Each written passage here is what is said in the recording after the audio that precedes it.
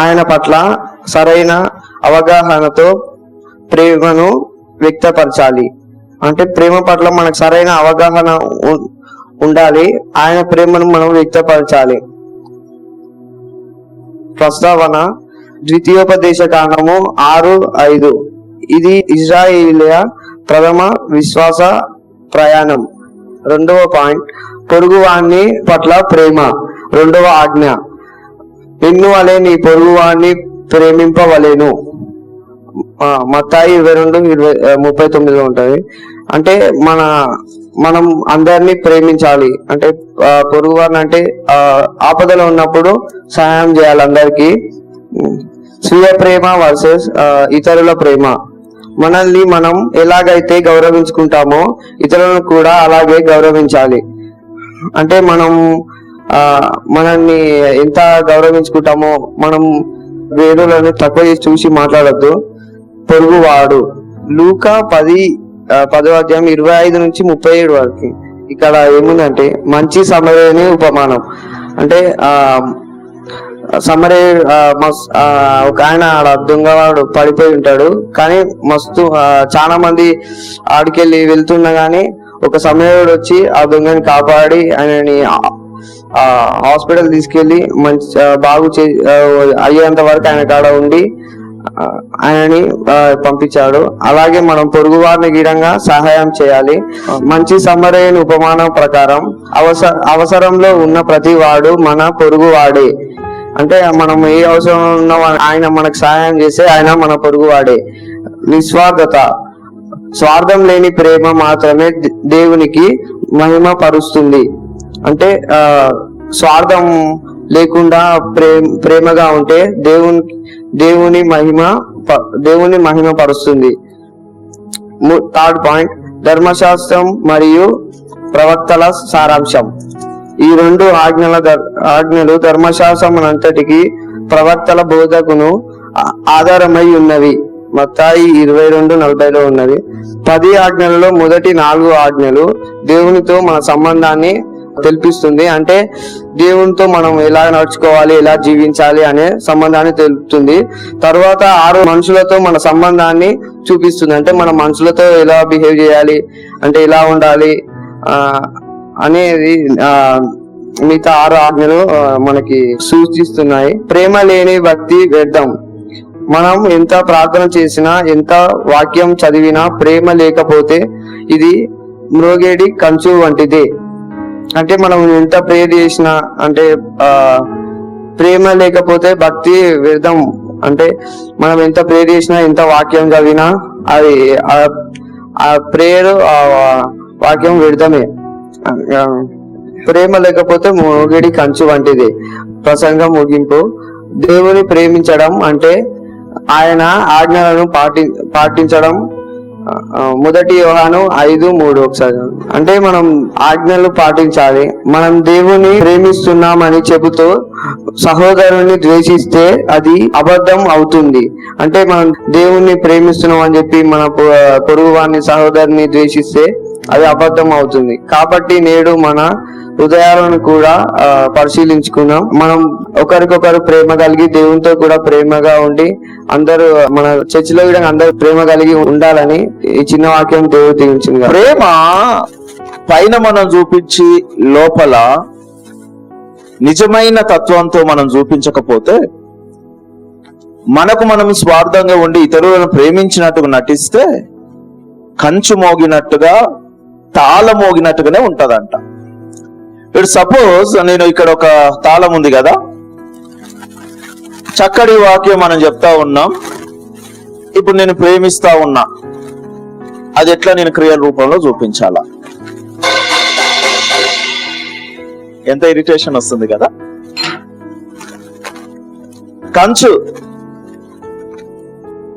ఆ సౌండ్ కి ఒకలాంటి ఇరిటేషన్ వచ్చి మనం చెవులు మూసుకుంటాం. వేషధారణతో కూడిన ప్రేమ కూడా అలాంటిది. నువ్వు ఎంత వాక్యం చదివినా, ఎంత ఏది చేసినా, పదే యేసు ప్రభు వారు ఆ యొక్క పరిచయులు వచ్చి సదుకాయలను పంపించినాడు. ఎందుకు నమ్మారంటే వీళ్ళు మోసే రాసిన ఆ యొక్క 5 గ్రంథాలే వాళ్ళు ప్రామాణికంగా తీసుకుంటారు. ఆ 5 గ్రంథాల్లో ధర్మశాస్త్రం తప్ప ఏం లేదు. మేము వినలేదు, ఏ దాని గురించి లేదు కాబట్టి మేము నమ్మమని చెప్పి వాళ్ళు దేవుణ్ణి అంతకుముందు వచ్చి వాళ్ళు క్వశ్చన్ వేసినప్పుడు వారి యొక్క నోరు మోయించిన వెంటనే మళ్ళీ ఈ యొక్క పరిచయాలు శాస్త్రులు ఏమనుకుంటారు, అబ్బా వాళ్ళ నోరు కూడా ఈడు మోయించినాడు కాబట్టి మేము పోయి అడుగుదాం, ధర్మశాస్త్ర దూషణ చేయిద్దాం, దైవ దూషణ చేపిద్దాం అని చెప్పి ధర్మశాస్త్రాన్ని ముందల పెట్టి మనకిచ్చిన ధర్మశాస్త్రంలో ప్రధానమైన ఆజ్ఞ ఏంటి అని అడుగుతాడు. క్రొత్త నిబంధనకు వచ్చేసరికి ప్రధానమైన ఆజ్ఞలు ఆయన రెండుగా చెప్పినాడు, కానీ ఆ రెండు ఆజ్ఞలో ధర్మశాస్త్రం అంతా ఇమిడి ఉంది. ఫస్ట్ వన్ ఏమంటే ఉన్నాడు, నీ పూర్ణ హృదయంతో విచ్ యు ఆల్ ఆటెడ్.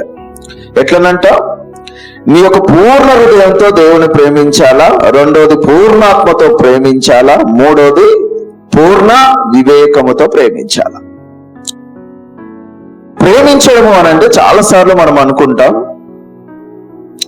బైబిల్ ప్రకారంగా హృదయం అంటే కేవలము భావోద్వేగాలకు మాత్రమే కాదు, కానీ అది మన నిర్ణయాలకు ఇష్టాలకు ఒక నివాసంగా ఉంటది. అందుకే ప్రభు అంటాడు, నా హృదయం అనేది బహు మోసకరమైనది, అది ఘోర వ్యాధి గలదని ఇర్మియా ద్వారా 17:9 మనం చూస్తాం. మన ప్రేమలో మిశ్రమము ఉండకూడదు. అంటే లోకాన్ని కొంచెము దేవుని కొంచెం ప్రేమించ వారిగా మనం ఉండొద్దు. మన హృదయమంతయు అనేకమైన స్వార్థాలకు దానికి దీనికి నివాసం ఉండొద్దు. పూర్ణ హృదయంతో ప్రేమించడము అనంటే పూర్ణ హృదయం మొత్తాన్ని దేవుడి ముందు మనం ఉంచేయడమే. ఇప్పుడు ఒక పిల్లగాడు తప్పిపోయి మోర్ల పడుతుంటే మనం చూస్తామా? చూడలేము కళ్ళ ముందర. రోడ్ ఎక్కి ఇప్పుడు ఇక్కడ పిల్లలు ఉంటే ఎవరైనా చిన్నపిల్లలు మెట్లెక్కిపోతుంటేనే జాగ్రత్త పోయి వాళ్ళను మనం దింపుతా ఉంటాం, ఎందుకంటే రోడ్డు పైన వెహికల్స్ వెళ్తే అవి వెళ్తాయి. అంటే ఒకటి జరగకుండా చూసేది. దేవుడు కూడా అంత ఆయన దృష్టికి మనం పిల్లలమై ఉన్నాం కాబట్టి మన హృదయం ఆయన ముందు పెడితే మనం ఎప్పుడు తప్పిపోకుండా ఉండేవారిగా ఉంటాం. ఆయన ఎలా ప్రేమించాలి అంటే మన హృదయమును ఆయనకు అప్పచెప్పాలి. హృదయపూర్వకముగా అంటే ఏదో గిన్నెలో నీళ్ళు పోసి నిండిపోయి పారిపోతున్నట్టు కాదు, పొర్లి పారుతున్నట్టు కాదు. ఫుల్ హార్టెడ్ హృదయంలో తీసుకెళ్ళి ఆయనకు అప్పచెప్పాలి అంతే. ఎలా అప్పచెప్పి ఆయనను వెంబడించాలంటే మన ప్రాధాన్యతలను తనిఖీ చేసుకోండి. ధనము, ఉద్యోగం లేదా మనుషుల కంటే దేవుని యొక్క మాటకు ఎక్కువ విలువ ఇవ్వడమే హృదయపూర్వకంగా ఆయనను ప్రేమించాడు.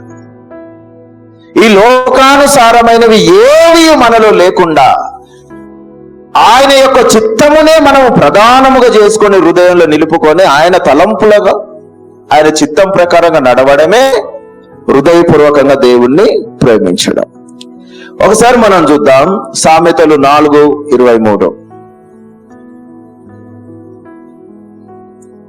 సామెతలు 4:23 చదవండి. ఏంటంటే నీ హృదయములను నుండి జీవాధారాలు బయలుదేరును కాబట్టి అన్నిటికంటే ముఖ్యముగా నీ హృదయమును ఎలా కాపాడుకోవాలంట? భద్రముగా కాపాడుకోవాలంట.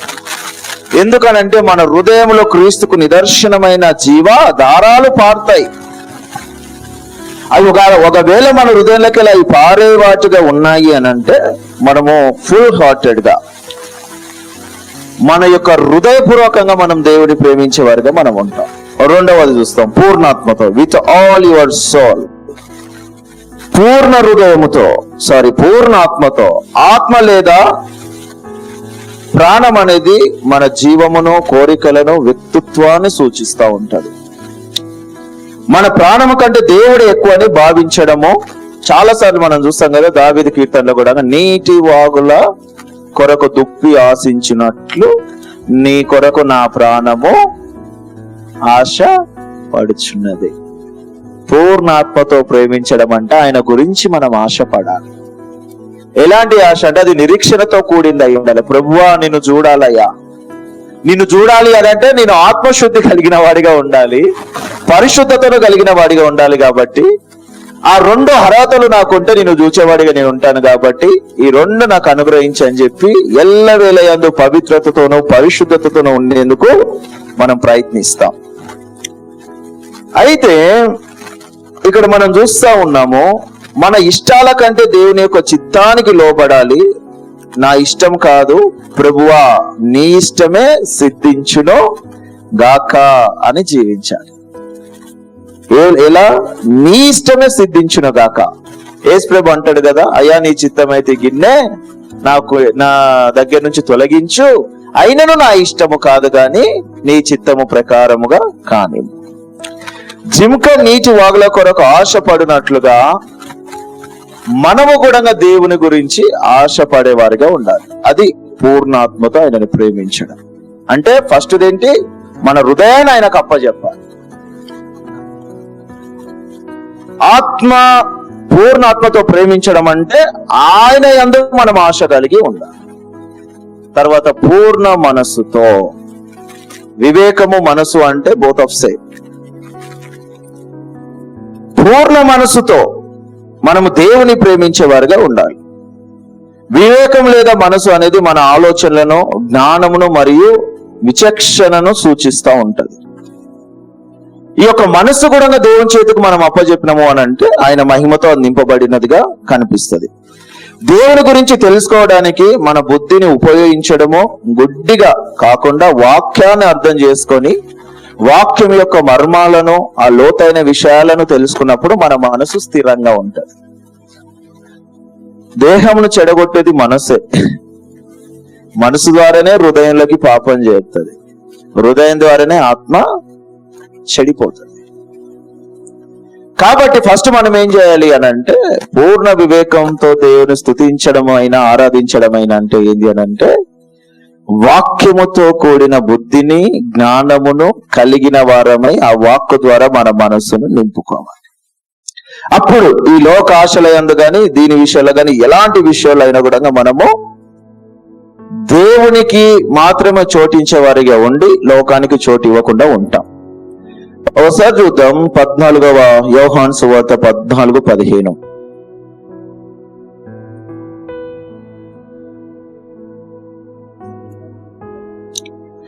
మీరు నన్ను ప్రేమించిన ఎడల నా ఆజ్ఞలను గైకొందురు, నేను తండ్రిని వేడుకొందును, మీ యొద్ద ఎల్లప్పుడూ ఉండుటకై ఆయన వేరొక ఆదరణ కర్తను అనగా సత్య స్వరూపియగు ఆత్మను మీకు అనుగ్రహించును. ఫస్ట్ మాట కదా, మీరు నన్ను ప్రేమించిన ఎడల నా ఆజ్ఞలను గైకొందురు. ఆజ్ఞలను ఏ రీతిలో గైకొంటాము అని అంటే వివేకముతోనే. గైకొనడము అనంటే తెలుసుకోవడం. ఆయన యొక్క వాక్కును మనం తెలుసుకుంటే ఆయన మన కొరకు పంపించిన వేరొక ఆదరణకర్త పరిశుద్ధాత్మ దేవుని యొక్క తోడు ఆయన ఆదరణలో మనను నిలిపి ఆయన ప్రేమను ఇంకా రెట్టింపు మన విషయంలో చేస్తూ ఉంటాడు ఆయన. కాబట్టి మనం ఆలోచన చేయాలా, మనము ప్రేమిస్తే తాళాలు మోగుతున్నట్టున్నాయా, కంచుకలు గల్గల్ అంటున్నట్టున్నాయా, లేకపోతే ప్రాక్టికల్ గా మనం చూపిస్తా ఉన్నామా? ఇప్పుడు నేను దాన్ని ఎందుకు కొట్టడం వల్ల ఏమైంది? సౌండ్ రావడం వల్ల ఇరిటేషన్ వచ్చింది కదా, సౌండ్ పొల్యూషన్ అయింది. వేషధారుల ప్రేమ కూడా అంతే. కానీ లోపల ఏముంటాయి? ఈర్ష, క్రోధం, కోపం. చేసిన దాని కూడా వక్రీకరించే గుణం. ఇది కంచు మోగేటట్టుగానే ఉంటది, మోగే తాళాలు లాంటిదే, జాగ్రత్త.